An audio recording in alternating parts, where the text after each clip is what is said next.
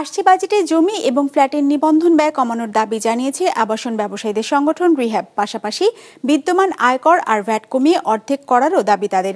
মঙ্গলবার রাজধানীতে আয়োজিত এক সংবাদ সম্মেলনে যা তুলে ধরা হয়।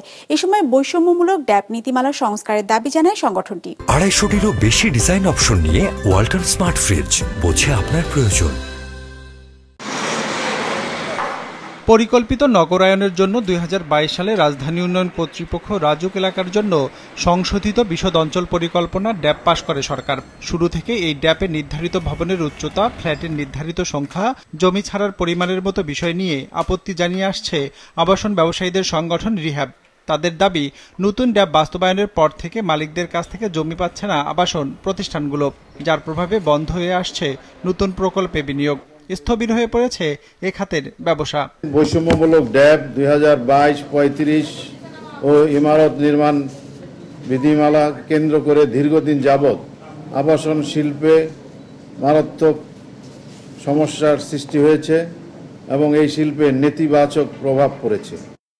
নেতিবাচক প্রভাব পড়েছে আবাসন খাতের সাথে জড়িত লিঙ্কেজ প্রতিষ্ঠানগুলোতেও। উদ্যোক্তাদের দাবি, আবাসন খাতে নির্মাণ উপকরণের বড় উপাদান রড, সেই রডেরই বিক্রি নেমেছে অর্ধেকে গেল 3 থেকে 4 মাসে। একই সাথে চাহিদা কমেছে সিমেন্ট আর ইটের মতো উপকরণের, কমেছে এসব পণ্যের দামও। ফলে উৎপাদন কমিয়ে দিচ্ছে প্রতিষ্ঠানগুলো।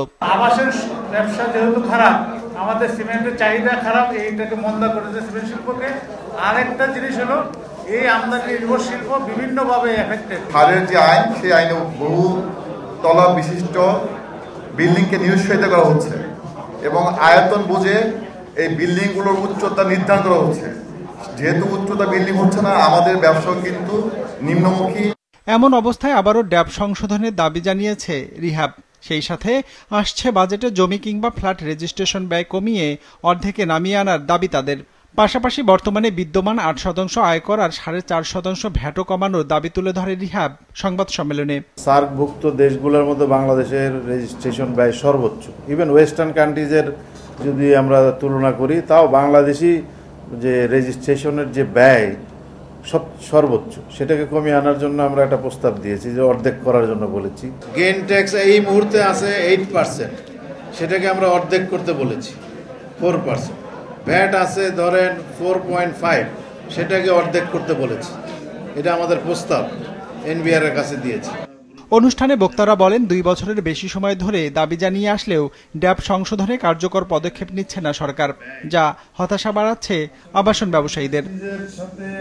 রঞ্জিবুল মিজান, বিজনেস রিপোর্ট, মাছরাঙা টেলিভিশন।